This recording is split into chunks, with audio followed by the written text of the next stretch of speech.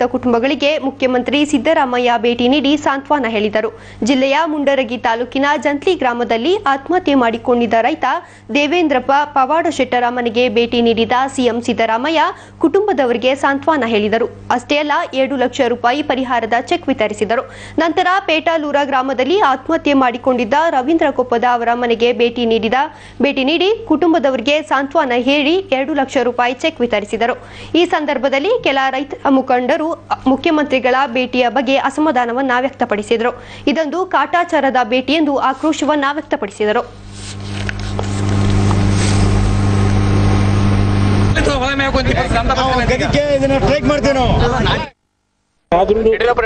ಯಡಿಯೂರಪ್ಪನವ್ರಿಗೆ ಯಾವ ನೈತಿಕ ಹಕ್ಕಿದೆ ರೀ? ರೈತರ ಮೇಲೆ ಗೋಲಿಬಾರ್ ಮಾಡಿಸ್ತವ್ರು ಅವರು ನಮ್ಮ ಬಗ್ಗೆ ಮಾತಾಡಕ್ಕೆ ಯಾವ ನೈತಿಕ ಹಕ್ಕಿದೆ ನಡ್ರಿ?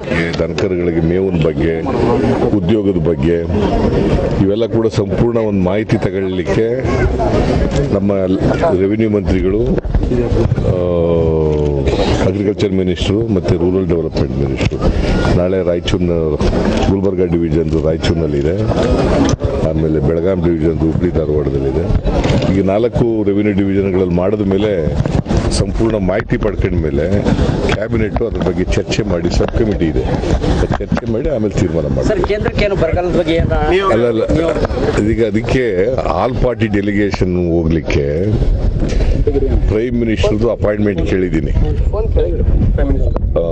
ಅವ್ರು ಯಾವಾಗ ಅಪಾಯಿಂಟ್ಮೆಂಟ್ ಕೊಡ್ಬೋದು, ಈ ವಾರದಲ್ಲಿ ಅಥವಾ ಮುಂದಿನ ವಾರದಲ್ಲಿ ಕೊಡ್ಬೋದು.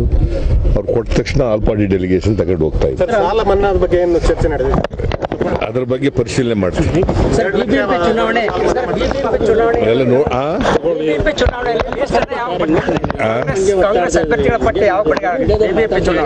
ನಾಳೆ ಸ್ಕ್ರೀನಿಂಗ್ ಕಮಿಟಿ ಇದೆ. ಸ್ಕ್ರೀನಿಂಗ್ ಕಮಿಟಿ ಆದ್ಮೇಲೆ 7 ಅಥವಾ 8ರಲ್ಲಿ ಮಾಡ್ತೀವಿ.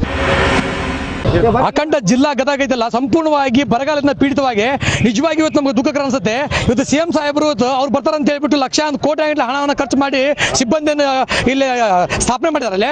ಆದ್ರೂ ಕೂಡ ಇವತ್ತು ನಮ್ಮ ಜನಿಸೂರು ಬಂದು ಕೂಡ ರೈತರಿಗೆ ಯಾವ ರೀತಿ ಸಂತಾನ ಹೇಳ್ಬೇಕಂತ ಆ ಕಾರ್ಯ ಮಾಡಲಿಲ್ಲ. ಅವರು ಬಂದ್ರು ಹೋದ್ರು, ಏನು ವ್ಯವಹಾರ ಅರ್ಥ ಆಗಲಿಲ್ಲ. ನಮ್ಮ ಈಗ ಟೋಟಲಿ ಗದಗ ಜಿಲ್ಲೆ ಬರಗಾಲ ಆಗಿದೆ. ಇಲ್ಲಿ ಪಕ್ಕದ ಸಿಂಡಲ್ ಅವರು ಏತನ ಬಗ್ಗೆ ಮಾತಾಡಿದ್ರು ಕೂಡ ಮಾತಾಡ್ಲಿಕ್ಕೆ ಅವ್ರಿಗೆ ಸ್ಪಂದನೆ ಕೊಡಲಿಲ್ಲ. ಸರಿ, ಹಬ್ಬ ಬಂದ್ರೆ 3 ರಿಂದ 4 ನಿಮಿಷ ಇದ್ರು. ಇದು ನಿಜವಾಗಿ ನಮ್ಗೆ ಬಹಳ ದುಃಖಕರ ವಿಷಯ. ಉತ್ತರ ಕರ್ನಾಟಕ